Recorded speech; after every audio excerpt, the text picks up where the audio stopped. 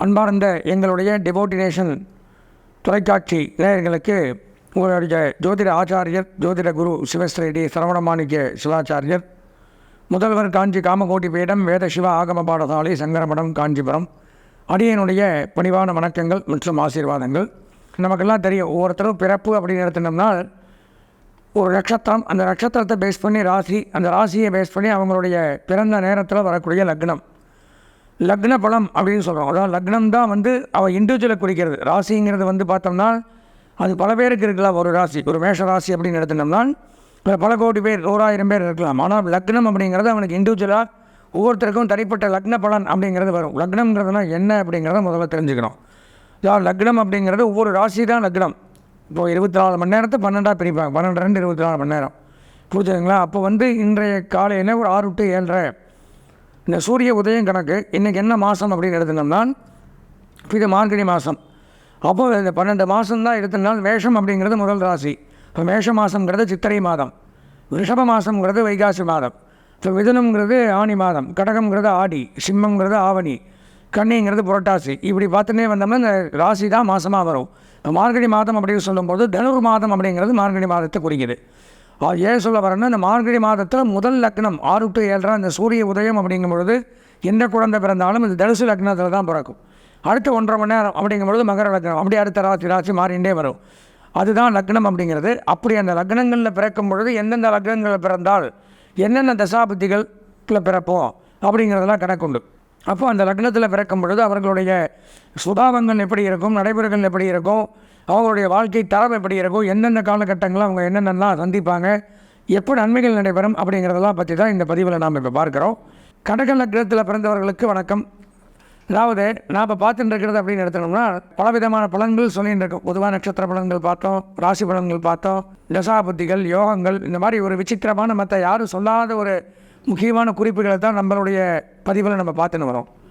அப்படி பார்க்கும் பொழுது லக்னசிரேஷ்டம் அப்படின்னு சொல்லுவாங்க. ஒருத்தருடைய ஜாதகத்தை நிர்ணயிப்பதே லக்னம் தான், புரிஞ்சுதா? அப்போ அந்த லக்னத்தை வச்சு தான் அவனுடைய வாழ்க்கை, படிப்பு, திருமணம், உத்தியோகம், ஆயுள், தொழில், வருமானம் அனைத்தையும் நிர்ணயம் பண்ணக்கூடியது இந்த லக்னம்.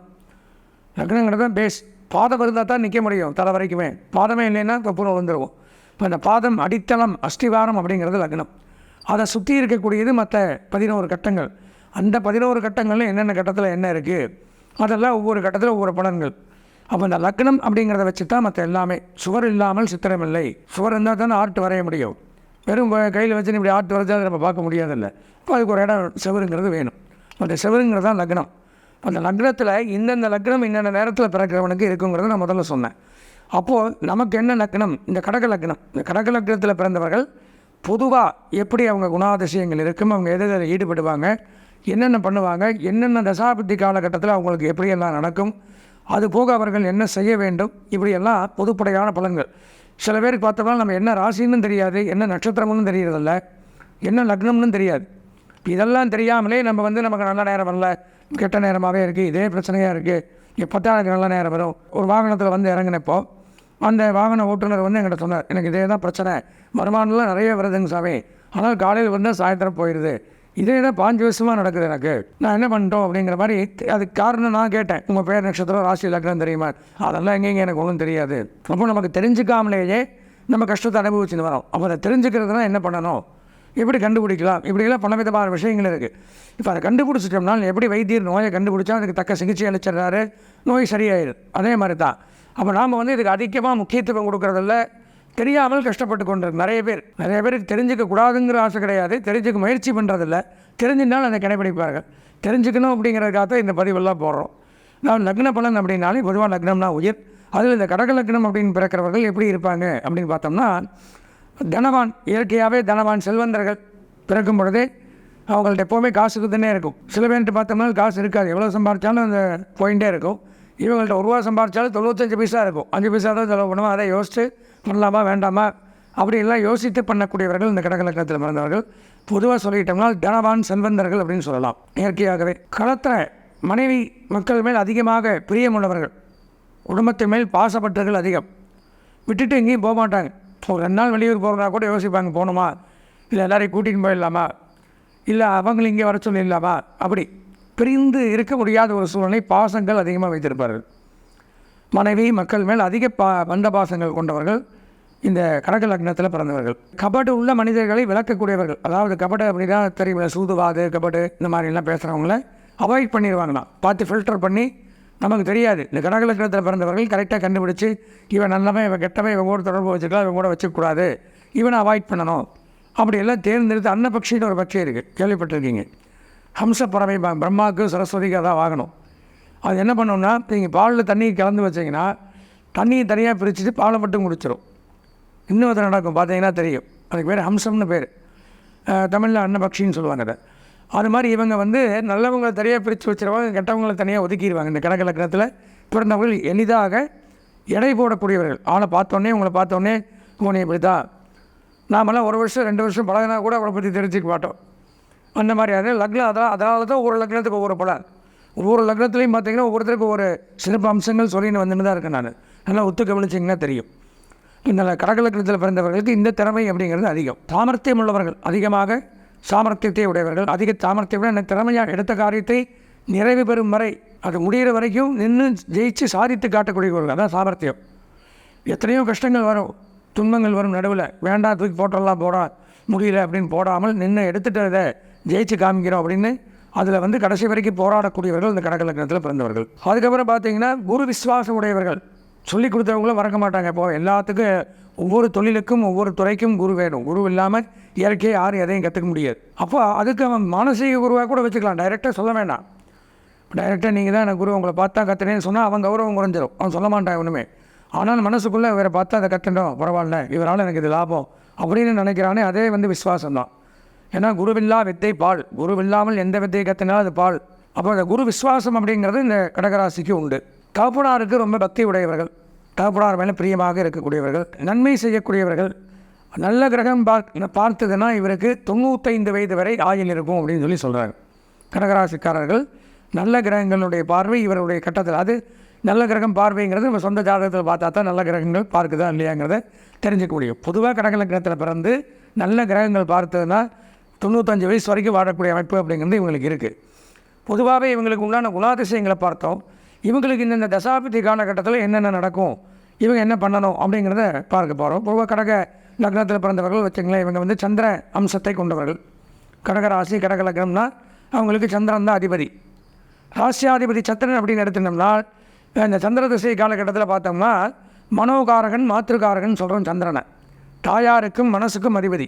பொதுவாகவே இரக்க குணங்கள், தயால குணங்கள், பிறருக்கு உதவி செய்யக்கூடிய குணங்கள். சில பேர் பார்த்திங்கன்னா ரொம்ப கடுமையாக ஒரு காவல்துறையாக இருக்கட்டும், நாங்களாம் ஸ்கூலில் சின்ன வயசில் படிக்கும்போது வாத்தியாராக இருக்கட்டும் கடுமையாக நடந்துப்பாங்க. ஆனால் அப்போ பார்த்தீங்கன்னா திருப்பி வாத்தியார் அடிச்சலாக்கிற கோபம் தான் இருக்கும்.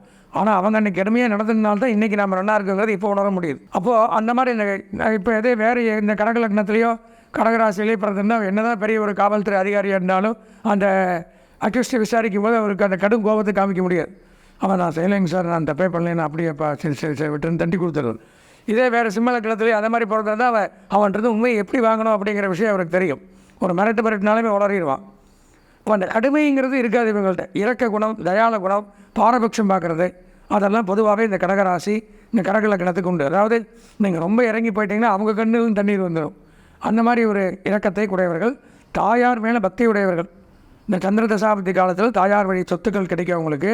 தாயாருக்கு செய்ய வேண்டிய கடமைகளை தவறாமல் செய்யக்கூடியவர்கள். எடுத்தோடனே என்ன சொல்லுது சாஸ்திரங்கள், புராணங்கள், வேதங்கள்லாம், மாதா பிதா குரு தெய்வம், மாத்திர தேவோ பவ, அன்னையும் பிதாவும் முன்னறி தெய்வம், தாயிற் சிறந்த கோயிலும் இல்லை, இதெல்லாம் சொல்லியிருக்காங்க. ஏன்னா அம்மா தான் முதல் தெய்வம் ஒருத்தருக்கு. கோயிலுக்கே நீங்கள் போக வேண்டாம், டெய்லி தாயாரை வணங்கிட்டு வந்தீங்கனாலே சகல தெய்வங்களையும் 33 கோடி தெய்வங்களையும் வணங்கின புண்ணியம் ஒரு தாயாரை வணங்கினார். ஆனால் அதை தவிர மற்றதெல்லாம் நம்ம பண்ணுவோம், இது சண்டை தான் போட்டு வரும். அது உலக வாழ்க்கையில் புரிஞ்சுக்க மாட்டோம், கொஞ்ச நாள் ஆகணும்.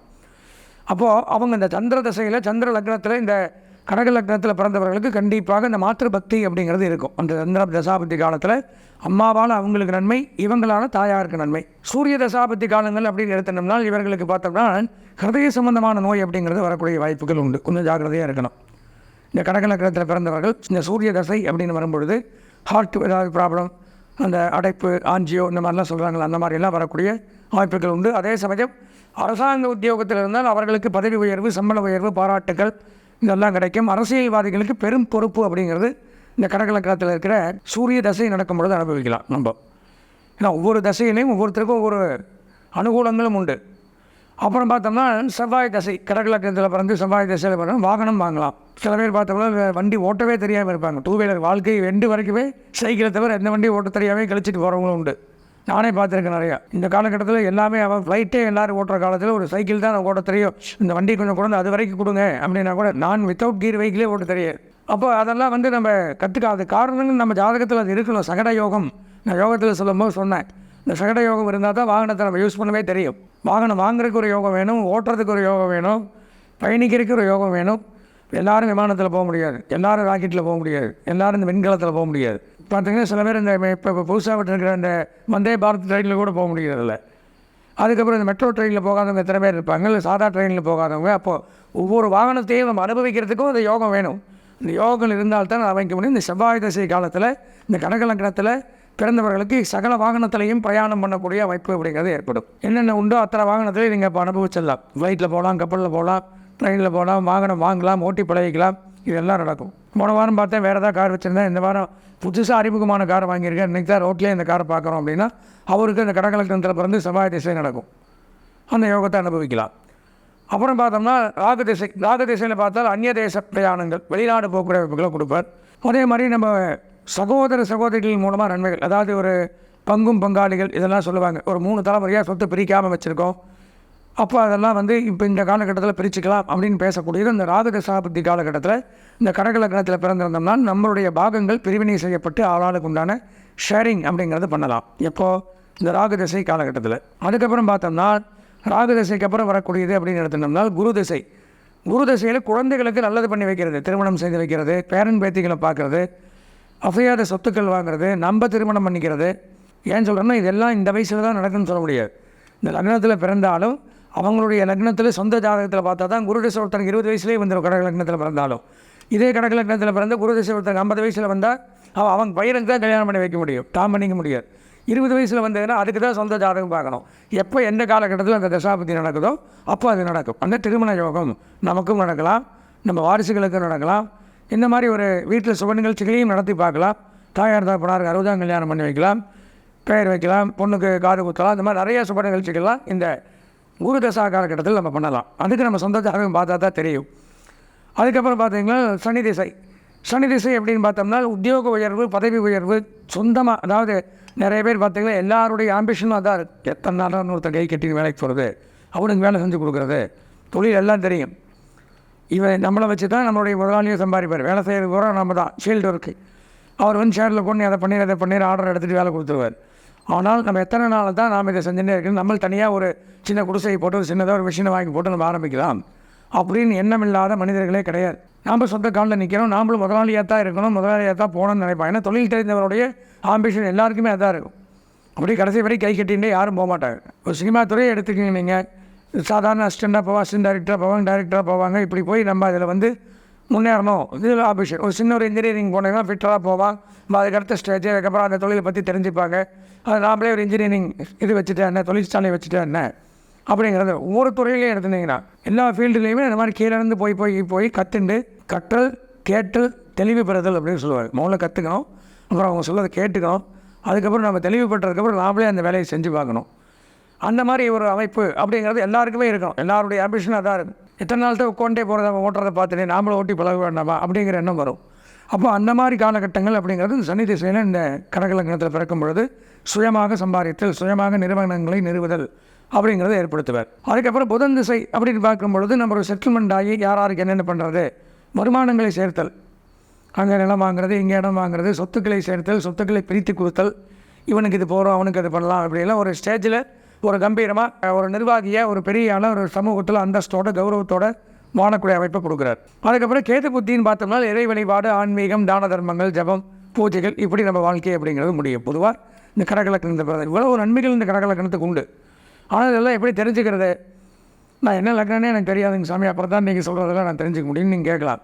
அதற்கு ஒன்றும் பண்ண வேண்டாம். அப்போ சொந்த ஜாதகத்தை நம்ம பார்க்கணும்.